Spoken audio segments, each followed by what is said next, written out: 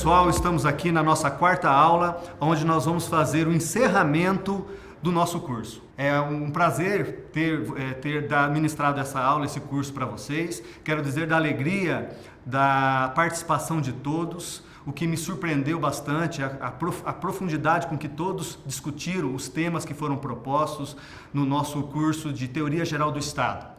Essa aula tem a finalidade de nós fazermos o fechamento dos módulos e dos fóruns que foram ministrados nesse curso. E no nosso primeiro módulo, nós versamos sobre a estrutura do Estado, a teoria geral do Estado propriamente dito, os elementos constitutivos do Estado. E nesta aula se pensou como o Estado foi formado, como que ele foi criado, quais foram os elementos essenciais para a estruturação do nosso Estado. E o Estado brasileiro, especialmente o nosso, agora de 88 para cá, ele foi estruturado na figura dos três poderes, né? Poderes legislativo, executivo e judiciário. E isso criou o sistema de freios e contrapesos, onde cada poder tem os seus elementos, tem a sua estrutura, mas os outros poderes têm um pouquinho de cada um deles, né, para dar esse freios e contrapesos. Mais ou menos isso que foi estruturado no nosso módulo 1.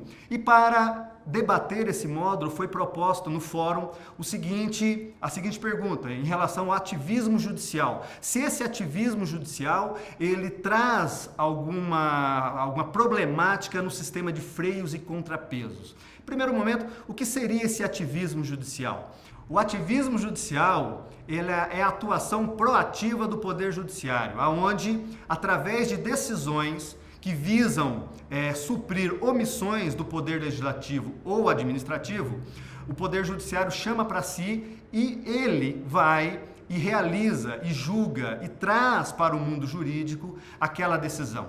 Ele é muito questionado porque é como se o Judiciário poderia estar legislando ou administrando. Então há uma certa resistência em relação ao ativismo judicial. Todavia, ele bem utilizado, ele pode ser um mecanismo para poder resguardar direitos e garantias. Todavia, isso tem que ser feito com cautela. Haja vista que nós temos o Poder Judiciário, nesse ponto, decidindo situações que não estão previstas na lei ou situações que não foram realizadas pelo Poder administrativo, pela administração pública. E isso tem que ser feito com cautela. Não se pode deixar que o Poder Judiciário administre ou crie leis, legislação em relação aos ditames da nossa sociedade. Então, como nós estamos vendo, é um tema muito controverso. O próprio ministro Barroso, no vídeo que foi proposto no fórum, ele traz alguns exemplos como foi debatido no fórum, de forma bem controversa. Lá no vídeo, na aula do ministro Barroso, ele fala sobre a questão do aborto, dizendo que, no que pese a sociedade brasileira ela ser contra o aborto, essa vontade da maioria da sociedade, ela não estaria de acordo com os anseios jurídicos propriamente ditos. E ali ele utiliza até a questão da teoria contramajoritária, onde, através do ativismo judicial, poderia o Poder Judiciário criar ou trazer situações contra a maioria da coletividade, da maioria dos brasileiros, e decidir favorável ao aborto, por exemplo. Mas, como falei, é um tema muito controvertido. Na verdade, quando nós pensamos em ativismo judicial, nós temos que ter essa questão em mente. É algo que, se utilizado de forma responsável, ela vem trazer benefício à sociedade, inclusive aos direitos e garantias de minorias, mas também, se ela for utilizada de forma irresponsável, ela pode trazer aí um entendimento de uma certa parcela da sociedade ou de um ou outro que pensam daquela forma e fazer com que aquela vontade seja colocada na sociedade. Então, não há consenso na doutrina sobre a atuação proativa do Poder Judiciário através desse ativismo judicial. Na verdade, nós temos que ter em mente a colocação nos ditames constitucionais. E até como foi debatido por alguns lá no fórum, talvez esse ativismo judicial, essa atuação proativa do Poder Judiciário, poderia vir ser referendada pelo Poder Legislativo, que na verdade é a casa do povo, como a Constituição Federal determina que todo poder emana do povo. Então, se há uma omissão do Legislativo ou do Executivo, o Judiciário chama para si essa omissão, supre essa omissão, mas essa decisão poderia passar por um referendo, né, vamos dizer assim, do Legislativo, né? Ou seja, aquela decisão foi acertada? Também é um tema controvertido. Na verdade, nós não temos, para a pergunta que foi formulada, uma resposta única, uma resposta certa. O que nós temos é um debate que se encontra hoje no nosso cenário nacional e deve ser debatido nas academias, como foi muito bem debatido por todos no nosso primeiro fórum de avaliação. Pois bem, no nosso segundo módulo foi falado do Estado contemporâneo. E nós vimos que o Estado passou por uma evolução desde a Idade Antiga, Idade Média e se chegou ao Estado contemporâneo. E dentro do estudo do Estado contemporâneo, nós falamos um pouquinho sobre as gerações ou dimensões do direito, né? Ou seja, os direitos de primeira, segunda, terceira, quarta e quinta geração.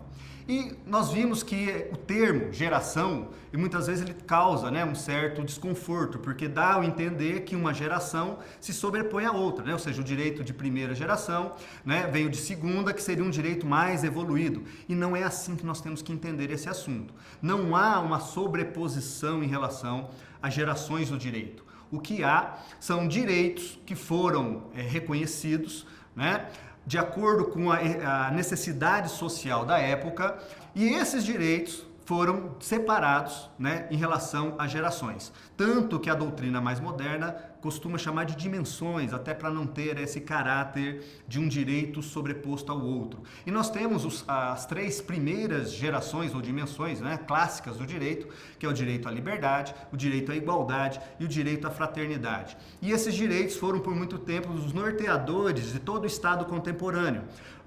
Hoje em dia já se fala do direito de quarta geração, que seria o direito à democracia, o direito à pluralidade partidária, né? O direito de quinta geração como o direito à paz.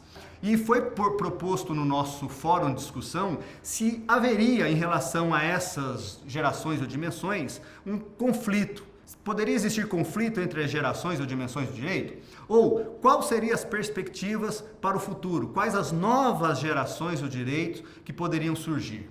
E para que nós venhamos a entender um pouquinho por que o nosso Estado contemporâneo foi assim formulado, né? Porque no fórum houve uma indagação trazendo o meio ambiente, a água, como um direito de sexta ou sétima geração. Isso tudo, né, numa discussão que levou até alguns a pensarem, né? Pô, a água ela é fundamental para a vida humana, então ela deveria ser um direito de primeira geração, porque sem água, né, o ser humano não sobrevive. Mas não é assim que nós temos que pensar a evolução ou essas gerações do direito. Até porque o que faz com que esse direito seja reconhecido é a sociedade, a época que esse direito foi conquistado. E para falar um pouquinho das três primeiras gerações que trouxe a base para o Estado contemporâneo, nós temos que voltar um pouquinho no tempo e estudar um pouquinho de história, né? Rapidamente, só para nós entendermos essas gerações, por que elas foram, né? O direito à liberdade, por exemplo, é um direito de primeira geração. Se nós analisarmos ali do século VIII até 1789, na Revolução Francesa, nós tínhamos um Estado absolutista. Eu tinha um Estado onde tinha um monarca, um soberano, e ele que decidia. O Estado era ele. E nessa realidade da época, também existia a burguesia, os burgueses, que eram aqueles que tinham bens, tinham patrimônio, mas não tinha, né, como negociar esse patrimônio, eles não tinham essa liberdade toda. Então, se achou por bem se levantar naquele momento, né, sociocultural contra esse Estado absoluto, através da Revolução Francesa, onde tinha o tripé da liberdade, igualdade e fraternidade. Então, o que se buscava naquele momento? Uma liberdade irrestrita de contratação, uma igualdade formal, ou seja, todos iguais perante a lei, e a fraternidade, que naquele momento era entendida como a boa-fé nos atos de comércio. Através disso, daquele momento social, se criou os direitos de primeira, segunda e terceira geração. Então, o que vai caracterizar essas gerações do direito é o que é importante para aquela sociedade num dado momento. Mas só trazendo esses direitos para nós, né, para o Brasil. Como que esses direitos, né, nortear o Estado contemporâneo no Brasil. Em 1911, Clovis Bevilacqua, né, que foi o que fez o projeto do Código Civil 16, ele foi lá no Código Napoleônico, que era um código extremamente patrimonialista, trouxe isso para o Brasil, aonde se caracterizou pela, né, instituição do Código Civil de 1916. E trouxe exatamente essas gerações do direito: liberdade, igualdade e fraternidade, mas com aquele viés ainda lá, né, da Revolução Francesa.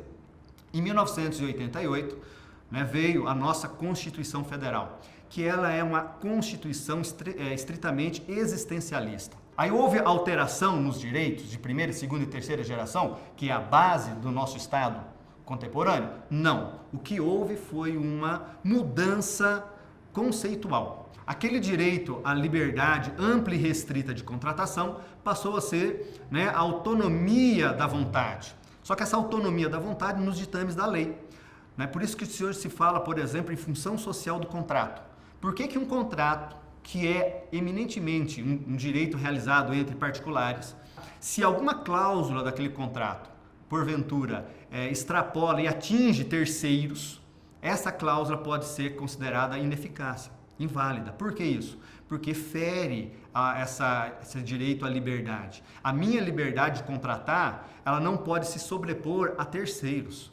Isso vem com essa evolução, né, com essa alteração conceitual. Aquela igualdade que se buscava lá com a Revolução Francesa, uma igualdade formal, né, ou seja, todos iguais perante a lei, passou a ser entendida, como Aristóteles e Rui Barbosa muito se defendeu no Brasil, aquela igualdade substancial. Ou seja, todos são iguais perante a lei, sim, só que eu tenho que tratar aqueles desiguais de forma desigual, para poder eu ter uma verdadeira igualdade. E a fraternidade, que era entendida como a boa-fé nos atos de comércio, passou a ser entendida de 88 para cá, né? Foi até positivada na Constituição Federal, ali no artigo 3º, inciso 1, né, onde o Estado brasileiro busca a criação de um Estado livre, justo e solidário. Então nós temos a base dessas gerações do direito dentro do nosso Estado contemporâneo. Por isso que quando, né, lá no fórum foi discutido principalmente a água, né, como um novo, né, direito, um direito de sexta geração, e houve essa situação, mas ela é essencial, ela deveria ser de primeira geração. Não é o fato dela ser entendida hoje, ou passando a ser entendida como sexta geração, que ela é menos importante ou não do que a liberdade. O que nós temos é uma realidade social agora. Lá na Revolução Francesa, ninguém se preocupava com a escassez da água. O que eles queriam era liberdade, igualdade, fraternidade, era isso que se buscava. Hoje, a sociedade atual vê a importância de proteger o meio ambiente, a água, até para a sobrevivência das futuras gerações.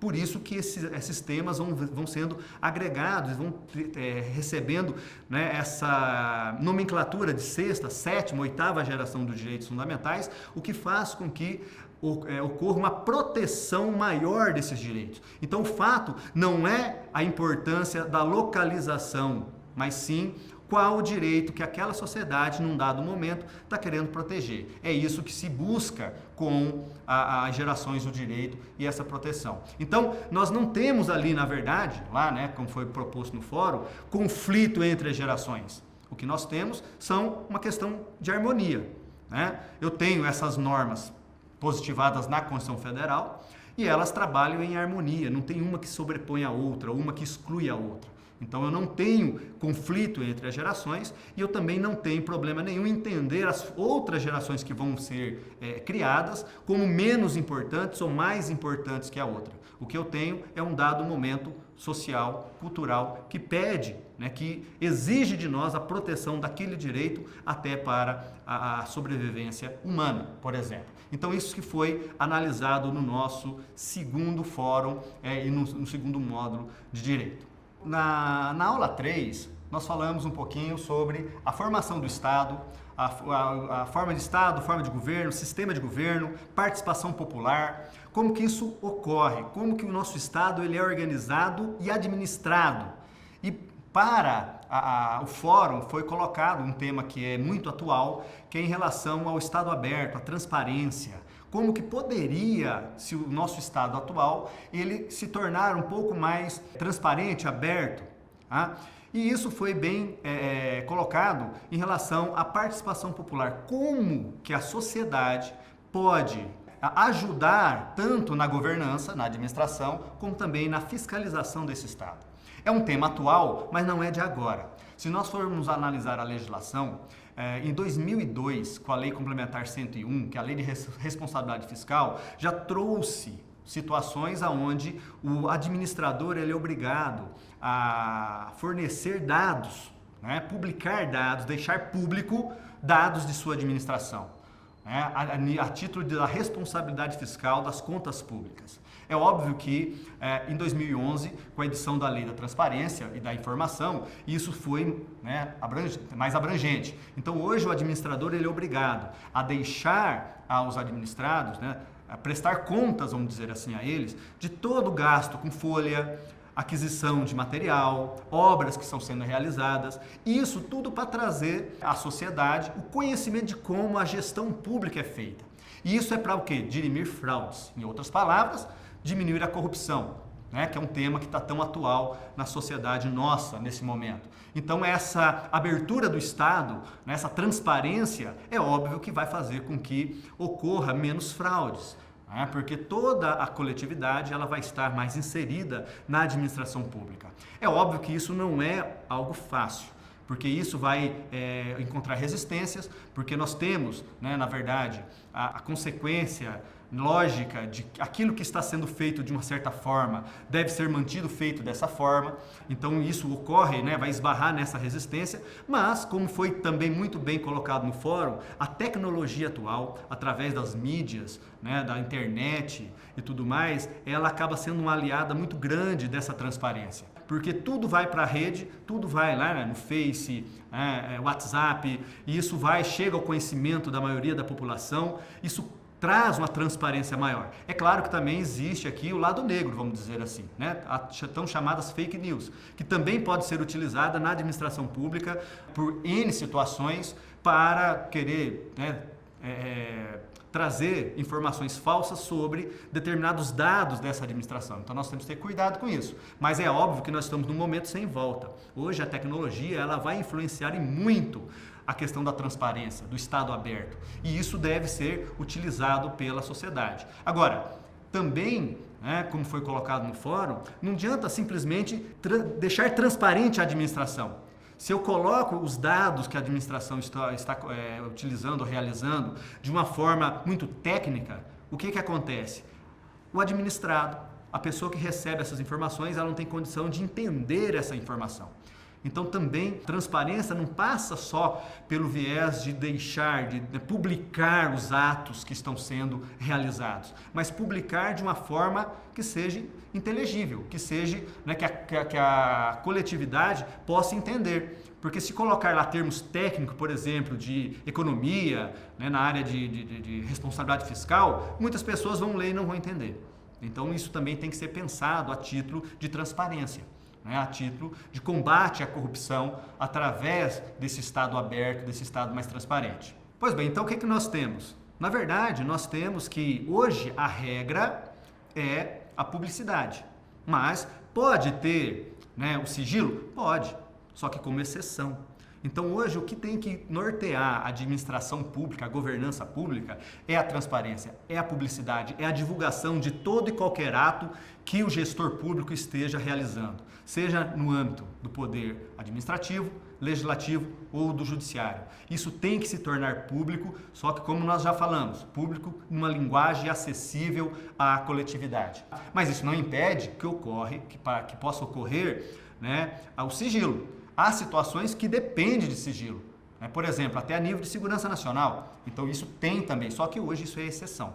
Cada um de nós temos que, né, que fazer a nossa parte em relação à transparência, à busca. O que nós temos, na verdade, ainda, né, culturalmente, né, e é muito bem trabalhado, né, no texto que foi, um dos textos que foram apresentados no fórum, né, diz respeito à questão do particular. Muitas vezes eu tenho, né, a intenção de resguardar os meus direitos sobre o direito da coletividade. E isso tem que ser repensado. Eu só vou ter a eficácia dessa transparência, o combate a essas irregularidades, no momento em que eu vou pensar no direito coletivo, de todos. É óbvio que eu tenho que pensar no meu direito, mas eu não posso sobrepor o meu direito à coletividade. Então, na verdade, cada um de nós tem que fazer a sua parte. Que nem a história lá do beija-flor, que estava lá indo no rio e apagando o incêndio na floresta. Ele foi questionado porque, mas o que você vai conseguir pagar o incêndio?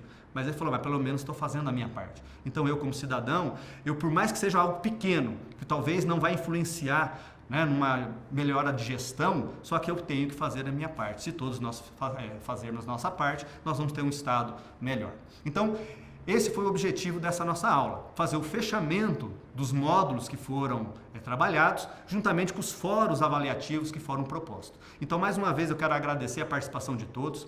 Eu fiquei muito contente com a participação massiva nos questionamentos, na forma de discussão que foi proposta, e quero dizer que foi um prazer muito grande estar ministrando esse curso para vocês, e coloco à disposição, seja nas redes sociais ou através do meu e-mail, para que nós possamos continuar conversando. Vocês podem tirar suas dúvidas e nós estamos aí. Muito obrigado e até uma próxima oportunidade.